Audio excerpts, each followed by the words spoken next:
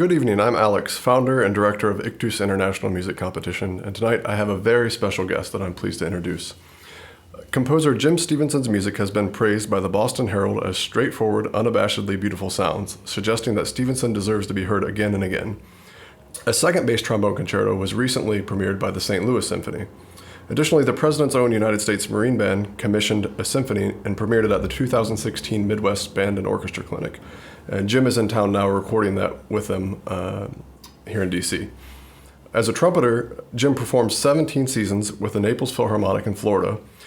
And as an arranger, his arrangements have been played with almost every major symphony orchestra in the United States, including the Boston Pops, Cincinnati Pops, New York Pops, and more. You can read more about his bio at stevensonmusic.com, and we'll have that at the bottom of the video here. Jim, it's an absolute pleasure to have you, and thank you so much for taking time out of your schedule. Thank you for having me. Pleasure to be here. I wanted to start the interview tonight and ask you a few questions, just starting maybe at the very beginning. So you play trumpet. Did you play any other instruments, or how did you get started in music at a very young age? Well, I did try piano for about 5 years.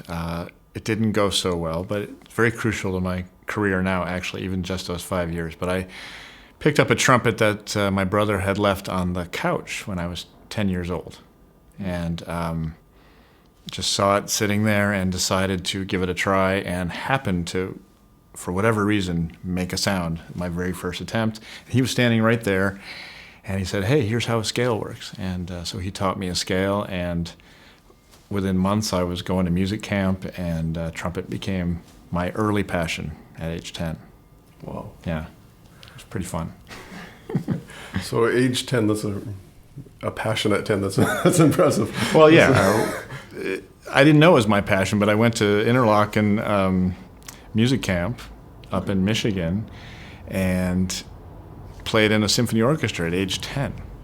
And suddenly discovered all these new sounds, and I was first trumpet, so I had all this power at age 10, right? And then, so I just kept going every summer after that, and eventually ended up going to high school there as well. Okay. And so basically my whole childhood was at Interlochen, and with one summer at Tanglewood in the middle of there. But yeah, it was all trumpet all the time. Okay, then from Interlochen, what was your next step? Yeah, I was headed to some school out east. It was either going to be Eastman or New England Conservatory, and NEC gave me about $1,000 more, so I ended up going there. And so I studied trumpet with Charlie Schluter, who was the principal trumpet in the Boston Symphony, and spent 4 years with him. And I was very lucky. I can't even tell you how lucky I was. 2 weeks before I graduated from NEC, there was a job opening in an orchestra in Naples, Florida, a brand new orchestra called the Naples Philharmonic, which is still going today, and it's a very good orchestra. So I was one of the 24 founding members of that orchestra, and but that was 2 weeks before I graduated from college. So I thought I was going to be a freelancer in Boston. I thought I'd be spending my entire career maybe in Boston. Who knew? But I had this opportunity down in Florida, and so I was on my way. Wonderful. Yeah, this is an incredible group. Some incredible players I've known have gone through this ensemble. It's a marvelous orchestra.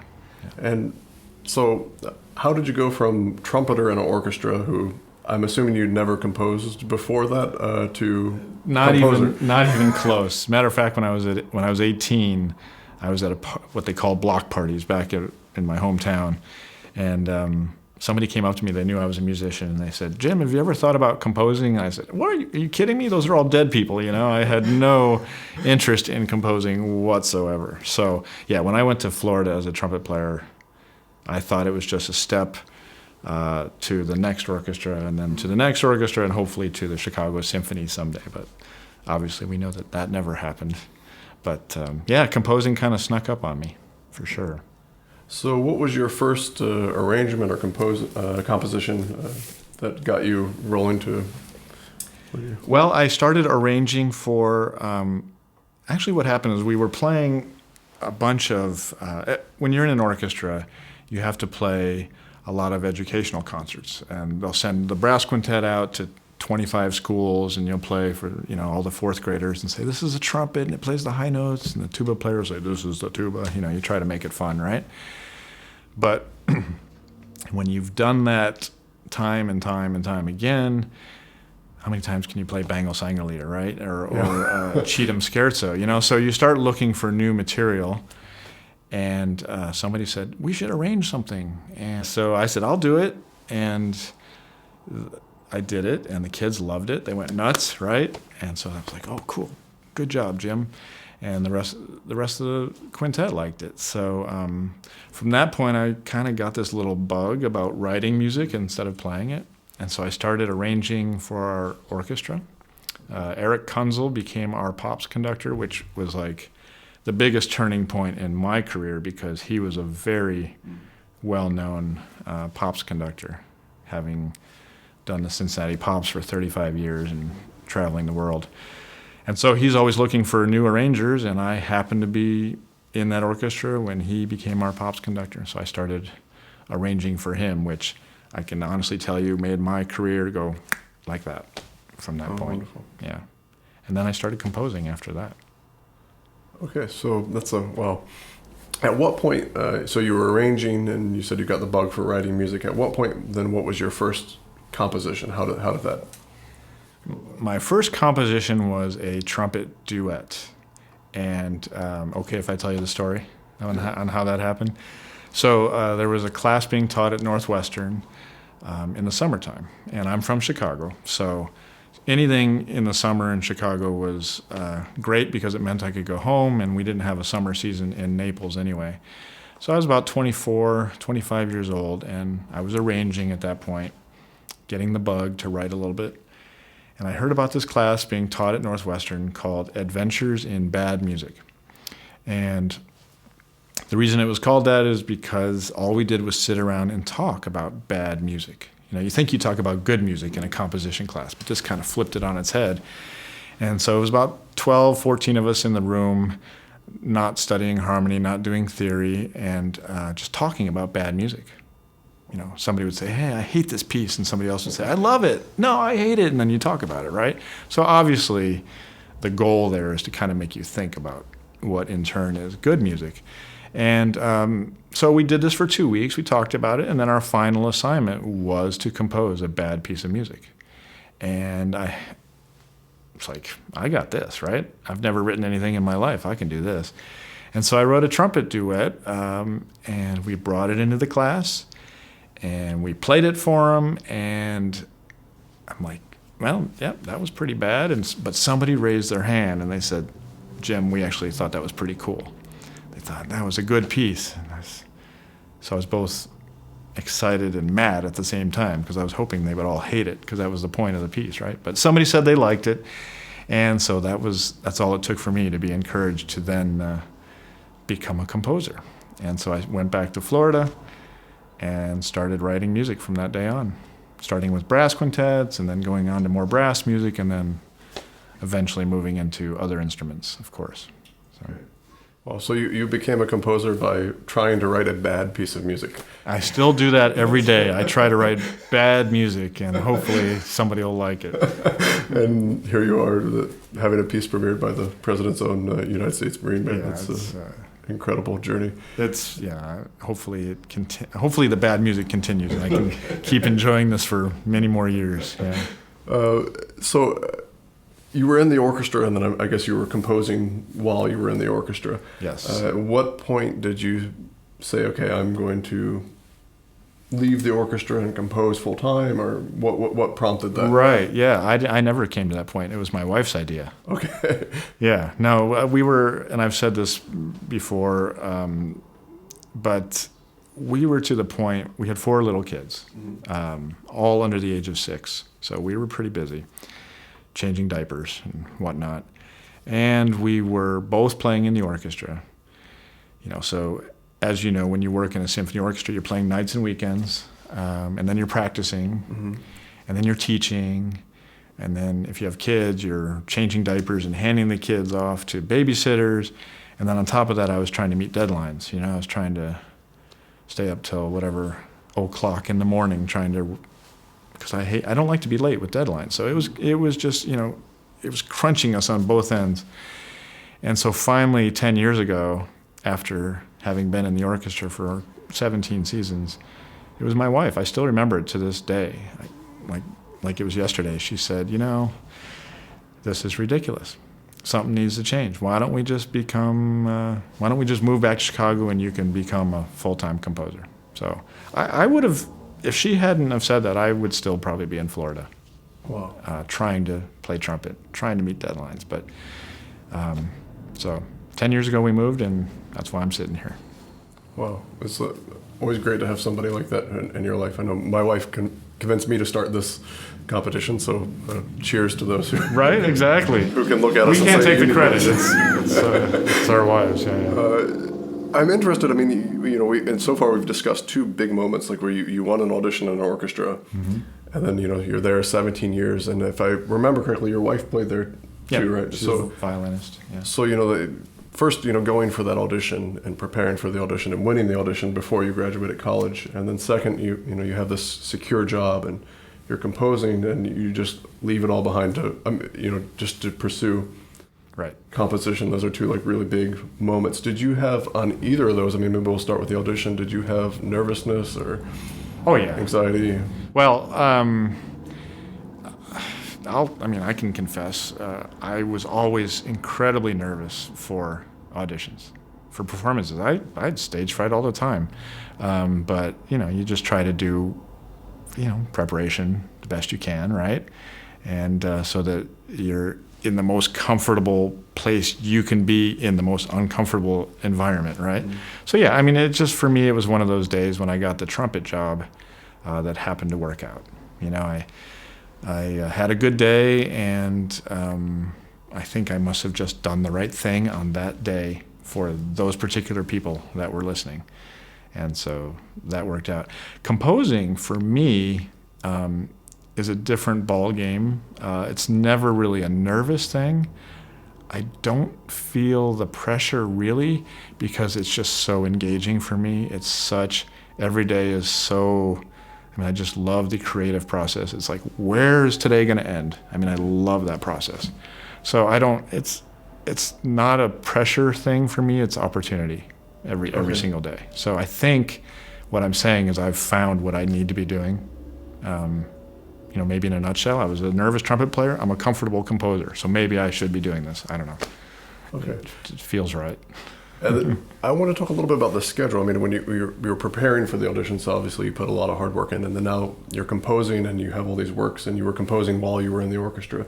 How do you manage your time with composition? You became a full-time composer, so do you start at a certain time and clock in, clock out, or you just work all hours in the night, carry on a notebook? Or so funny that you say that, because literally today when I was driving in traffic, I had all these ideas for new pieces that I have to write, but I had nowhere to... I wish I had finale on my dashboard or something. But my schedule is I wake up, the kids go to school, and from that moment on, I'm writing. So roughly 8:30 in the morning until... Now remember, the reason we moved was because we sort of wanted to be normal parents, because our lives were so crazy in Florida. So by 5 o'clock, usually I'm done. So it's kind of like a normal job. 8:30 to 5. My wife and I break every day at 2 o'clock for coffee. So we look forward to that. She's in a different part of the house helping out with printing and shipping music, and I'm up here composing, and 2 o'clock we're having coffee every day. So that's our break time. But very rarely do I work in the evenings anymore. Okay. I can't. My brain is dead. I'm trying to be with the kids. So no late night killer sessions for me. It's my job, 8:30 to 5. Whether or not I have the ideas. I don't wait for inspiration to come. I'm at work every day. And I added one more question too, several questions, but Sure. One, when you became the full-time composer, did you ever have any self-doubt, like, what if this doesn't work, or am I doing the right thing, or how did you deal with that? Yeah, no, I've been asked that, and a lot of people thought we were crazy. Okay. A lot, because number one, we moved from Florida to Chicago, Yeah. so they thought we were crazy for doing that. But no, I don't know maybe I'm just dumb. I didn't. I never really, very small occasions you worry about it, but it was never like that crippling sort of, oh my gosh, what have we done? No, it was opportunity. It was exciting. And so, and I think I had kind of two big projects, which looking back kind of seems actually a little slim for what we were embarking on, but it was two kind of major things. And so that gave me enough courage to sort of believe that maybe this was something I could do. But no, it's, maybe I am crazy. No, okay. Obviously you're very successful from the bio. I mean, the President's Own Marine Band and Chicago Symphony. I think you're doing the right thing. And I've personally played several of your compositions and enjoyed every one of them. Thank you. They're pleasurable to play, and they provide challenges as well. Yeah, that they do. I wanted to ask a little bit about the actual composition process itself. Sure. So you're a trumpeter, and you said you took a few years of piano, but how do you work out ideas? Is it in finale, or with the trumpet, or piano, or how do you? Yeah, several different ways. I've decided at this point, if it's slow music, I'll do it at the piano because my fingers can almost handle that.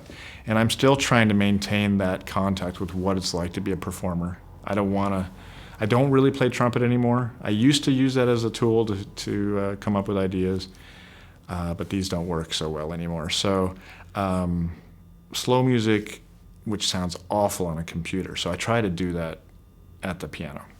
Okay. Other than that, ideas come at any time, right? I mean, I just said they came while I was driving today. So a lot of times I'll sing them into my phone so that I won't forget them. But sometimes on rare occasions it'll come when I'm actually sitting at the computer. I do all my work on finale, but I don't like that usually. It's usually a piano. I'll get some chords and then I go to the computer, or I'm mowing the lawn and I'll get a great idea and I'll run inside and try to figure that out. But it's usually I try to get some contact with a real instrument because I don't want to forget what it's like to play. I think that's crucial. Okay. Yeah. When you say you start at after the kids go to school at 8:30 and you go till 5, and what happens if you get like writer's block? Or I know you're also self-published too, which is another thing we haven't discussed yet. But you don't have somebody promoting your music, or it's all you and your wife. So how do you sort of structure dealing with both sides of that, and if you get writer's block or moving past hurdles? Yeah. Writer's block is, again, I see it as opportunity because I treat it as my chance to write bad music. Remember we talked about bad music? So when I have writer's block, I write as much bad music as possible because that just keeps the subconscious mind, or just keeps the wheels turning. And then I've said this in other places, but it just kind of it turns your brain from I have to create perfect music into why is that bad? It turns on the critical part of your brain so that you're just making a decision between this and this instead of making a decision that has 1,000 possibilities. When you start a piece, anything can happen, right? Mm-hmm. You have so many possibilities, and I think that's why we get writer's block, because you just don't know what you want it to be yet. But if you start writing, at least for me, if I start writing that bad music, then it's either this or that. And so that then becomes a piece, and then it just kind of takes shape, and you add color to it, and you add rhythm to it, and all that fun stuff. But the other part, the business part. So I will, there is a period of every day where I'm sending 5 emails or 2 Facebook messages or advertising on Facebook or I guess calling people on occasion or doing a contract, or there's a business part to every day. Mm-hmm. Sure. And that's a break from the creative part, and that's fine. And then you get back to work.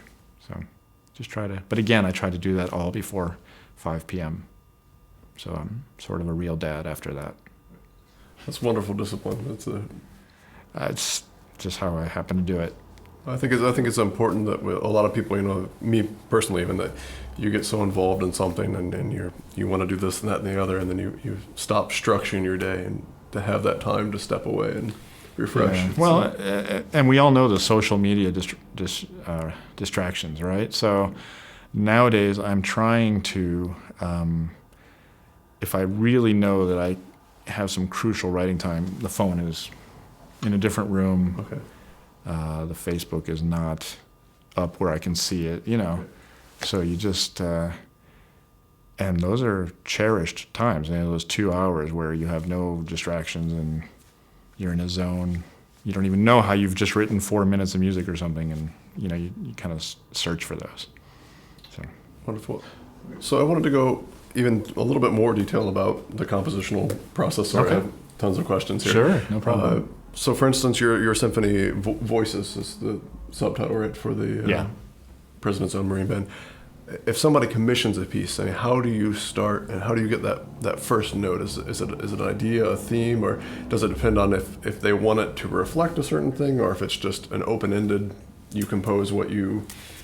Yeah, you know, it's kind of, well, first of all, a lot of times when I get a call or an email, usually I like to have a call when a collaboration is going to happen. And what usually happens is there's something in that conversation that triggers the music. Okay. I'll get an idea, like, for example, the bass trombone concerto we just did with St. Louis. Okay. When Jerry, the soloist, called me at one point in the conversation, you know, we talked about a ton of things, right? And at one point in the conversation, he said, I'd love to, you know, I've been in the St. Louis Symphony for 25 years, or I will be. I'd love to have something that represents my legacy here, something that represents St. Louis, right? And because I went to St. Louis as a 3-year-old kid, I hadn't been really since, believe it or not. It's close to Chicago, but I remembered visiting the Anheuser-Busch Brewery and the Arch. Oh, yeah. Those are my 2 memories from a 3 or 4-year-old kid. And I knew I couldn't write a piece about the Anheuser-Busch Brewery. It smelled so bad, so I didn't want to do that. But the Arch inspired me. I was like, well, that could be a musical thing. So the whole piece is based on an arch, which then gave me musical ideas that I otherwise wouldn't have had. So to me, that's really inspiring. I don't like to write Jim Stevenson music. I like to write music that is sort of an environment or a world all of its own, depending on what and who I'm working with. So that one was about the arch. This one, the President's Own Symphony, the piece Symphony Voices that we're recording, I happened to be in an airport. And I think my brain was looking for ideas because I knew it was my next project. And I'm sitting in an airport and I hear people laughing behind me. And I was like, I started to turn to see who was, I mean, they were really laughing. It wasn't like a little chuckle. It was a guffaw or a chortle or something. And they were, and I started to turn, but then I was like, you know what? I don't know what these people look like. I can't tell, but they're laughing. And I love it. You know, they could be men, they could be women, they could be boys, they could be girls. All these, you know, who knew what they were like? But I love the fact that I couldn't tell. And so the idea of voices, how could I represent that in a wind ensemble? You know, the next piece I was going to write. And so that inspired me. You know, there's so many different voices in a wind ensemble. They look different, the instruments, they play them differently, yet they have to work together. And like that, I knew what I was going to try to do with the piece. And so I hit this chord, and I hit an E flat in the bottom, and I said, well, you know what? I'm not going to play E flat again until I get to the end of the piece. So that was my goal. I was like, all right, we're going to see how a piece can go from this chord and get to E flat again 20 minutes later, but never touch it again, and that's going to be my process. So I had a challenge that I laid out for myself. I had voices in mind, and that's what made the piece happen. So I like to give myself little musical challenges which create the inspiration, I guess. So it sounds a little bit like you're saying, like, once you constrict yourself with a certain, there's one constriction that opens up more possibilities. I think it was Stravinsky who had a quote about that, if I remember correctly. Rules provide freedom. Rules provide, if I might paraphrase, yeah. And I actually read, I was doing a paper when I was at New England Conservatory, something about Stravinsky. I don't remember anything else about the paper, but I remember that. And at that time, I wasn't a composer. I was like, what is this rules create freedom? I thought he was crazy. Now I completely get it. So, yeah, he's right on with that one. And you wrote what is it, the Devil's Tale, which is is it prequel or sequel? I forget, to the Soul. Well, when I wrote it, it could be either, and there's a huge story behind that. But it has become a sequel. Okay. To Soldier's Tale. Yeah. Wonderful, wonderful. I wanted to ask, you played trumpet in the orchestra for 17 years, and I'm sure that gave you some idea of maybe hearing orchestrally. Were there any major composers that are significant influences on you? Every single one.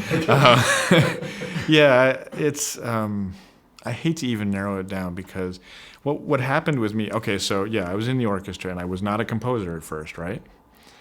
And then as I started composing, my ears kind of perked up a little bit. You know, every week you have a different composer on your stand, right? When you're playing in an orchestra.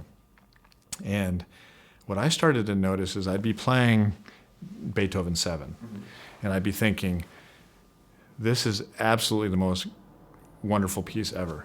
This is the greatest symphony ever, right? How could anything be better than this? And then next week we'd play Shostakovich 5. And I'd be like, this is the best piece ever. And then it'd be Brahms 2, and then it'd be Prokofiev 5, and then it'd be Rite of Spring. You know, you get my point. And it'd be Ravel, and it'd be Mozart.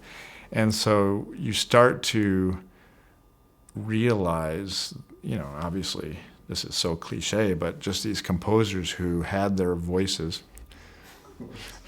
And but you also sense like you can feel the energy in the orchestra as they're playing these pieces, and so I pick up on that. You can pick up on the energy in the audience. You know, if we're playing something and you can tell they're asleep or you can tell they're like this, I would subliminally just try to figure out why, what's making this piece work. So they're all my teachers, all those composers. They're all the influences of every piece I write. I'm not ashamed to say it. They're all, you know, why not? Yeah. So that was a fun way to study. I never really had a composition teacher, so all of those great composers became my teachers. Did you study the scores at all, or did you just listen, or did you? I did a little bit in college, but again, that wasn't because I was going to be a composer.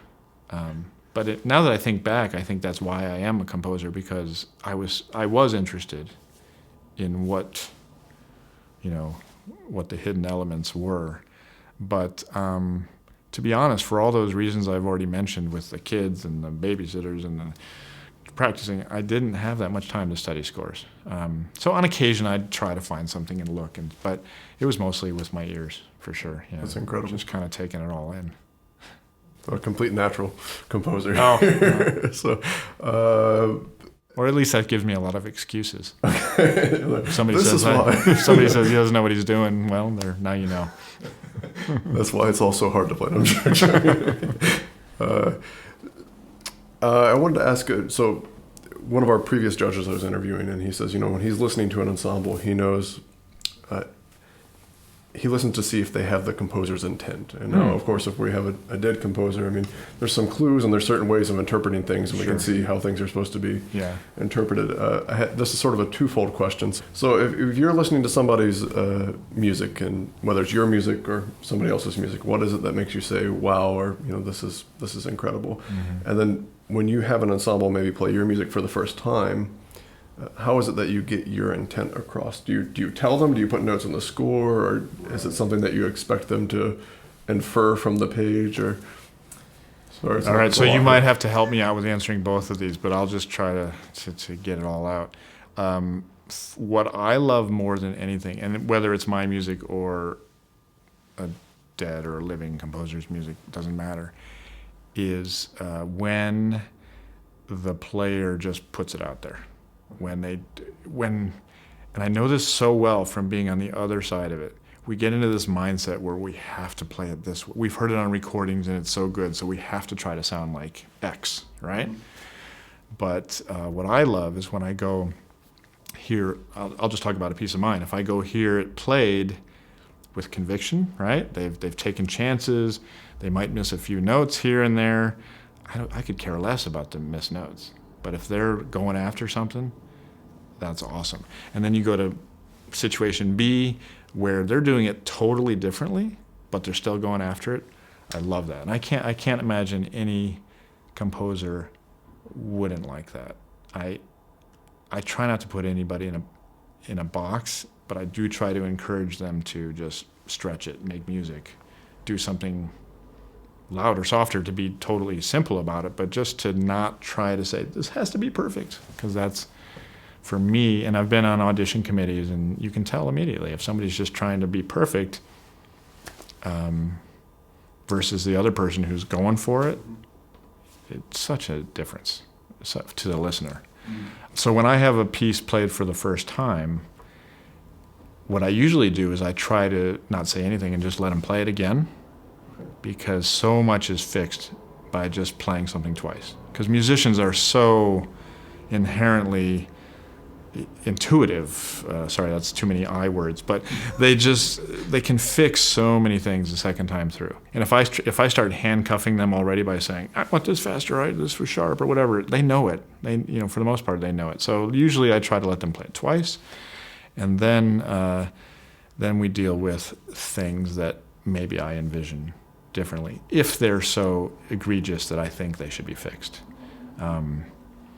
If it's a slightly different, I would imagine some conductors get frustrated with me on occasion because they ask me, is this tempo okay? And I'm like, well, if it feels natural, let's go with it. Let's see where this goes. I mean, I want this to be a process. I don't want this to be like the end all of how this piece goes. Let's see what happens. Let's take it slower.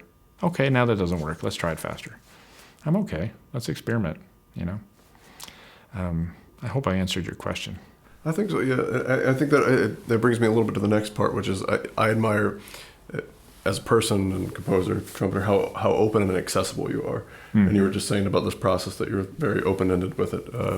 There's some, I feel like classical music and our art needs to be accessible to people. And I'll just thank my mother and my dad. I mean, they're really nice people, and I saw how they my dad's still alive, sorry, so I shouldn't say were, but I witnessed them just interacting with others, and my mom had the best smile in the world. So I just try to, I like people, and I just try to, there's no reason we can't all just deal with each other on a personal level. There's no matter where anybody is ranked or what they've done in their career or whatever, it's just, why can't we just have a conversation and the synthesis that takes us all to a new place and hopefully an experience that we both enjoyed. So that's kind of how I operate. We all love what we're doing, yeah. And then it's a wonderful opportunity. I had another question for you now. We're talking about sort of music and the art.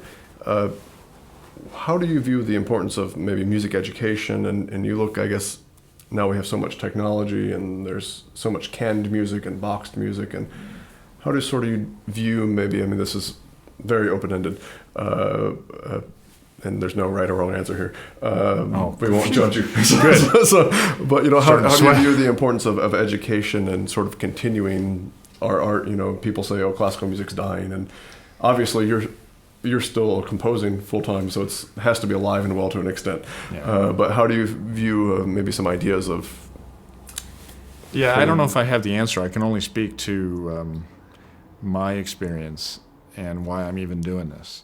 I don't think it will die, first of all. I don't think classical music will die. It's too unique. It's too beautiful. I can't imagine. I mean... Maybe somebody else would sit in this chair and say, oh, yeah, it is dying, so whatever. But I can't imagine just because I love it so much. But, I mean, look, when I told you earlier that I went to Interlochen at age 10, mm-hmm. right? And I didn't go to Interlochen because I knew that I wanted to be a professional musician. I went to Interlochen because somebody said that I should go to Interlochen. I didn't know anything about Interlochen, okay? So I went there as a 10-year-old kid with a trumpet in my hand, and I started playing Russian Sailor's Dance in my first orchestra situation, and it blew my mind. I mean, it was this constant crescendo and constant a cello rondo from beginning to end, variations. I'm like, this is classical music. How did this guy do this? I mean, this is my 10-year-old brain. I don't remember the exact words I used, but I was enthralled by it. The point being that somebody managed to give me that experience before I had any way to judge otherwise, before I might be thinking I'm too cool to like classical music or anything like that. So if we can somehow just allow the kids to experience it and come to their own realization. Thank you. That's the thing, and the double-edged sword there is that if we don't let that continue to happen, the people who are going to be making the decisions are the ones who didn't have that experience, so they're going to think that classical music isn't cool. So hopefully we can just have these, there are tons of interlockings these days, so we just got to get music into the hands of kids at that age, 10, 11, 12, 13, before they're off doing too many other things, I think. So I don't know. I just feel lucky, and I hope that other kids can have that opportunity as well. Okay. And do you have any advice to maybe a young composer who is trying to follow your footsteps? What would you be? I don't know. Any advice? Yeah, ask a lot of questions. Don't be afraid to. I mean, I'm not afraid to be stupid. So if I don't know how a harpist is doing what they're doing, I will go ask a harpist how they're doing. How do you make that happen? If I don't know how a percussionist does what they're doing, name an instrument. Don't be afraid to be stupid, and don't be afraid to write bad music. I think we've touched upon that theme. I hate to steal the Nike slogan, but just do it, right? Just get started.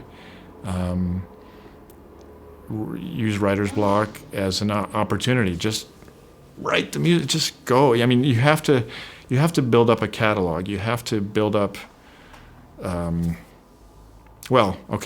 So yeah, just write a lot of music, but especially when you're young. If you're in school, that is just the prime time because you have so many colleagues around you. It's a lot harder when you get out of school. You can't just gather a bunch of people and say, hey, will you read this piece I wrote? Because they've got other things going on. They probably want to get paid to do that, all that sort of thing. So school is your prime opportunity because those are the people you're going to be working with throughout your life. So just get busy. There's no secret. I mean, it's going to be hard work, any career, right? So if you think you're going to just write a piece and the rest of your career is going to happen, yeah, maybe that happens to a few people, but for most of us, it's, get your hands dirty and get to work and hopefully, and be a nice person, hopefully, and the rest of it will follow. Okay. I think, just to paraphrase a little bit, it seems like something that I keep getting from a lot of yours is that you're not afraid of failure. I mean, it's there. I've done it plenty of times. But you just sort of push it to the side and you just do it, like you said earlier, like the Nike phrase, not to steal. You just, and that's really impressive. That's a lot of. Yeah, I mean, sure, I'm afraid of. Well, here's the thing. Look, yes, I'm afraid of failure, but we all, but I'm gonna do it because I'm gonna learn from that. I mean, almost every piece I've written, like a week later, I hate it. because that's old Jim. I'm already on to trying to stretch myself and come up with something new. So I've learned to kind of just live with that. Literally, I'm not kidding. Like a week after I've written something, I'm like, gosh, what was I thinking? But it's already in the musician's hands, so there's nothing I can do about it at that point. So I'm just kind of, what you said was, I'm not afraid to fail because there's no way around it. It was really important. I teach a lot of young trumpet students, and there's so many kids who just are afraid to try that first time. You say, just go, it's okay. And if you make this terrible sound, it's fine. It's just you got to start somewhere. Yeah. I wonder how much that has to do with the recording industry. I mean, because so many things are so perfect on records now, and so we hear it's like, oh, I can't do that. Why even bother? But little do we know that was 100 takes to get that CD to be perfect. Anyway, sorry, I digress. Yeah, it's true. That brings me actually to another question about the importance of live music, and you said you hate your pieces 1 week after you write them, but hopefully you don't still hate them at the live premiere. But No. how do you view the importance of live music? And Oh my gosh, the experience in a concert hall is so incredible, right? The symphony I wrote that we're doing, they did it in performance yesterday, okay? And it was a concert hall that was filled with people who hadn't heard my music. But I saw so many people. This is going to sound self-congratulatory, so forgive me. But the second movement of my symphony is pretty crazy. I mean, there's a lot of energy, and I saw people. They'd never heard the piece before, but they didn't even know they were doing this. And they're going like this, and right after it ended, one guy almost jumped out of his seat. That wasn't the end of the piece, but he literally went like that, which for a composer is really cool. Gotcha. But you don't really get that in your living room. Oh yeah. Especially if you don't have headphones on. If you're sitting there and you're doing the dishes, listening to music, or you got a TV on, and you're having a conversation. I mean that stuff doesn't happen. So how often do you get that experience? Because audiences are so important for the music. I mean, that's the other half of, if there's no audience, there's no performance. Yeah. I mean, you know how it is when you're on stage. You feel that energy coming from an audience. So it's a mutual thing that has to happen. Those live performances are critical, I think. And another performance or process-based question here is, so you get to experience this wonderful praise from the audience at the composition. Are you thinking, when you write your piece, okay, what is this audience going to think? Are you just thinking at that point, what am I, Jim Stevenson? You know my answer already. When I write music, people ask all the time, do you consider your audience when you compose? And I was actually at a thing once where the composer flat out said no. No, I don't consider the audience at all. And I was really mad at that composer. But I'm going to just reframe that answer. I write for an audience of 1,000 Jim Stevensons. Okay, so that's my audience. I want 1,000 of me to dig what I just wrote, So that's my cop-out answer. But if it doesn't engage me, it's probably not going to engage the audience either. Now, that doesn't happen immediately. I mean, when I write something, I come back and I listen to it. I go to bed, come back. I usually put it away at night and listen to it again first thing in the morning, and 9 times out of 10, I hate what I wrote, so I got to fix it. And then I go through that process of, before I put a piece out there, I've listened to it 100 times, trying to pretend. I mean, I actually envision the space where it's going to be premiered, if I know it.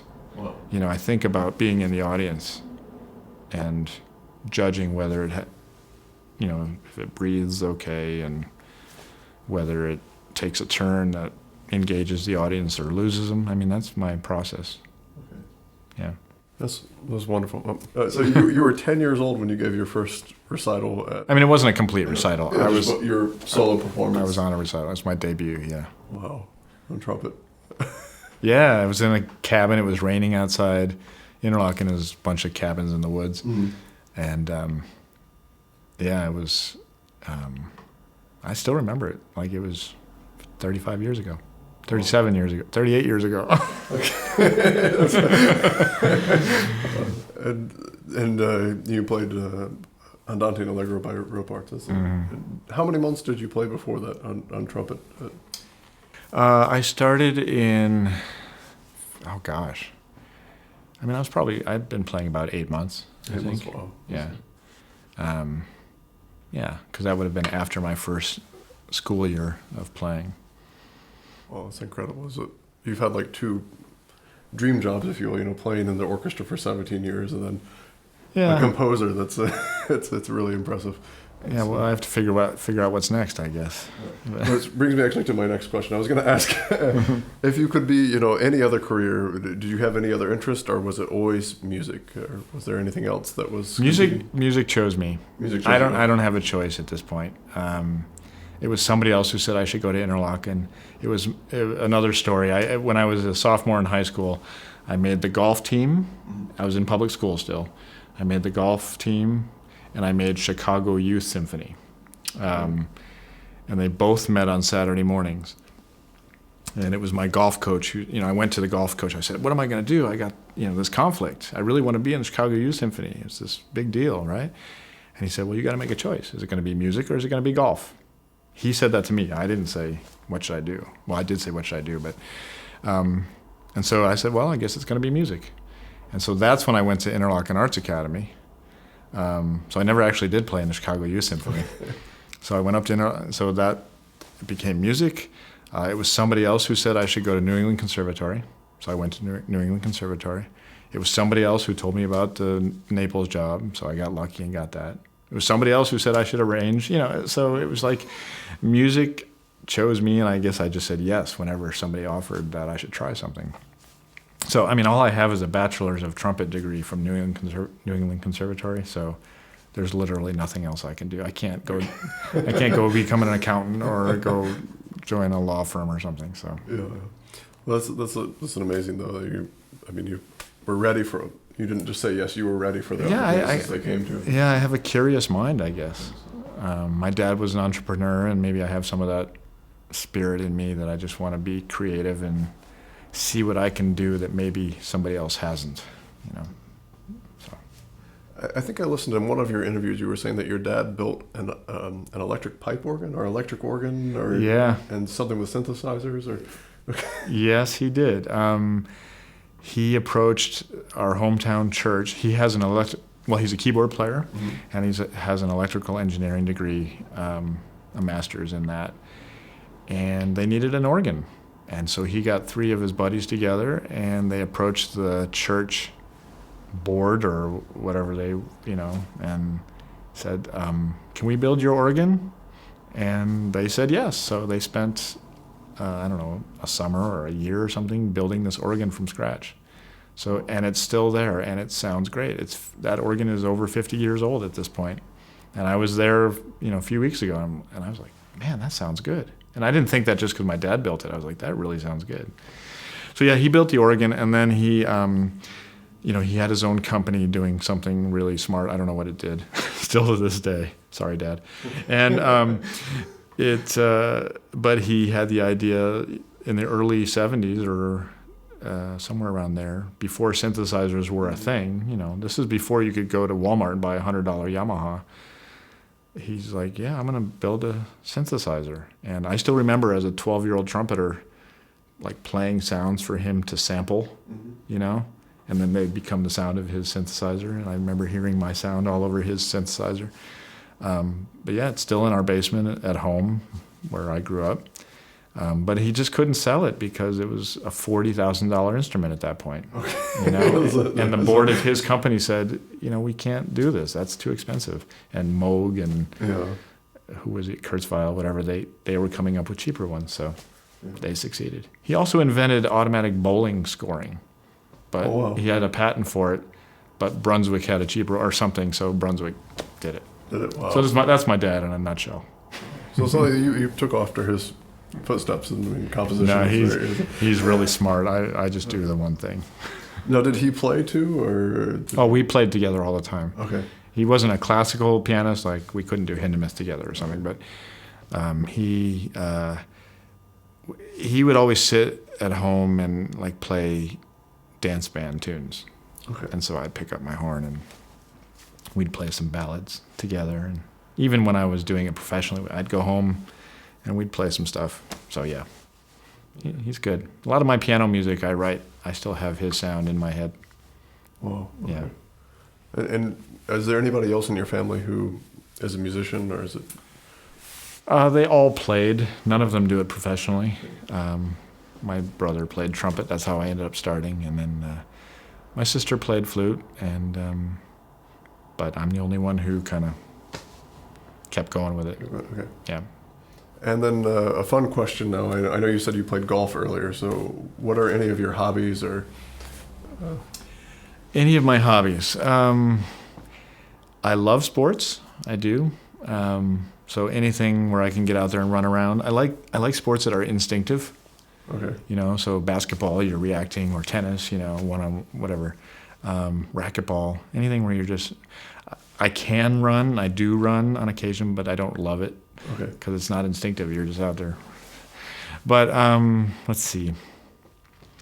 No, I'm kind of a nerd. I just compose, and I like to hang out with people. Okay. So those are my hobbies. I should have a better answer for that. I'll work on that. No, I should have better hobbies. Okay. Note to self. Okay. So I need a new hobby of creating better hobbies. Yeah.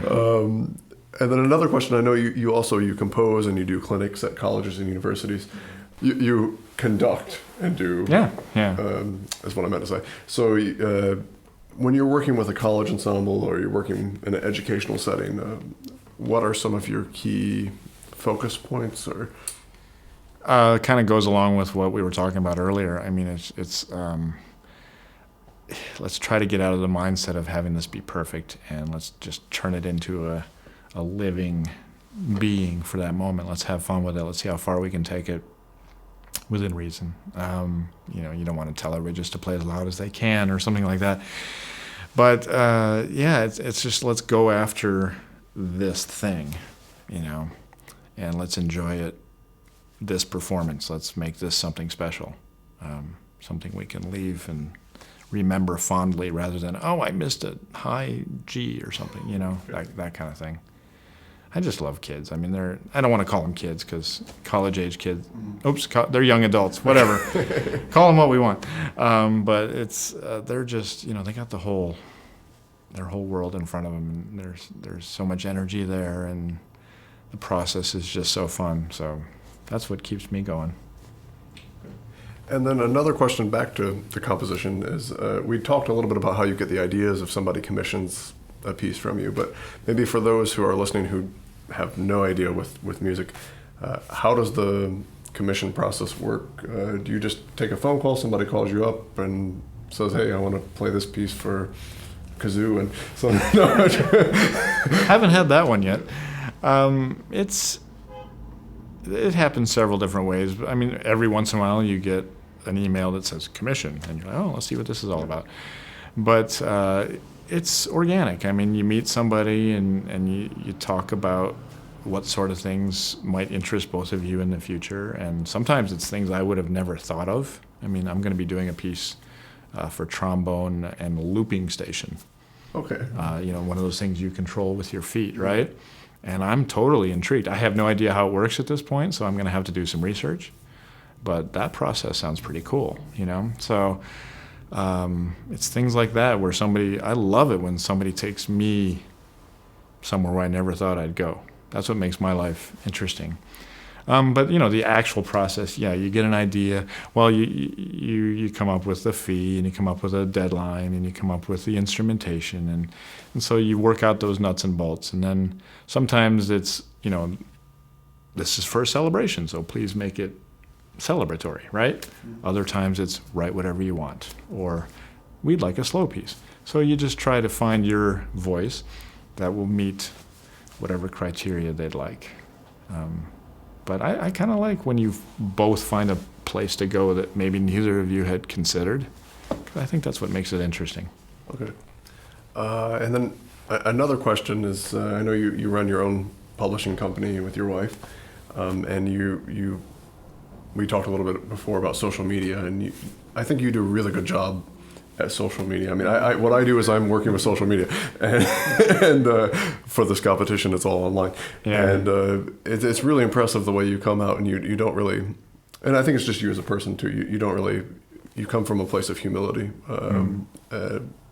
Not that you're, not that you're saying, I'm terrible, blah, blah, blah. You joke, but you don't, you see some people on Facebook who are just like, it's just like and not necessarily in the music world, but you just see some things that they're very boastful, but you come at it with a way of just, it's very natural. And did you work at that, or did that just happen? I mean, well, yeah, I think about everything, but again, let's credit my dad. I mean, I remember early on. Well, by the way, another thing he did early on was he learned how to do my website from scratch. Oh, wow. Okay. He had never done a website before, and he figured it out. Now I use somebody else just because it's gotten too crazy. But I was talking with him early on. I was like, all right, Dad, I got this great thing coming up. And he said, look, people can see right through hype. I was like, should I put it in all caps? Should I make it bold? I sent him some sample emails. I wanted to announce to the world that I had something coming up. And he said, look, people can see right through it. Just be honest, be true. Just tell people what's going on and let them come to their own conclusions. And I kind of just try to live by that. And yeah, I like to, if I can make somebody smile along the way, that's fine too. And that's kind of my motto. So thank you. I'm glad to hear that you, Facebook to me is scary. I mean, I don't want to, I have had some people, and you can use this if you want, but some people have come to me and on occasion told me something was annoying, So even if I get 300 likes on something and one person tells me it's annoying, I'm like, oh, darn it, I failed, right? So I do consider all of that when I'm trying to publicize things. Okay. And then one last question, another funny one. If someone, no, I'm going to joke here. If somebody competes with your music, will you give them extra points? No, it's a joke. Somebody competes with, I want an ensemble. Yes. I like this guy. Good across composer. the board. Yeah. This is the best. Yeah. Well, thank you so much for coming out tonight and doing this interview. I know you're in town recording, and your list of premieres and commissions is just huge. So I really appreciate you taking the time to come out here. And I hope again to interview you maybe in several years when you have another 100 works, so we can talk again. It would be my pleasure. No, it's been enjoyable. Thank you. Thank you. And I look forward to sending some of our competitors' tapes to you and having you get your insight. And I can't wait. You heard it. Don't be afraid. Go for it. And I can't wait. He wants to hear you. Absolutely. Yes. Go for it. Make music. Make it unique and individual. Absolutely. Thank you. My pleasure. I wanted to extend a special thanks tonight to the Prince William String Academy here in Manassas, Virginia, for letting us use their space to record this interview tonight. And I'll have our videographer put their website in the bottom of the video too, so you can check them out. Thank you.